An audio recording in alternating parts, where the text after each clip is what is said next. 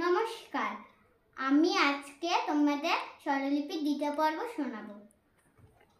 সা রে গা রে গা মা পা মা পা ধা পা ধা নি ধা নি সা সা নি ধা পা ধা পা মা গা রে সা।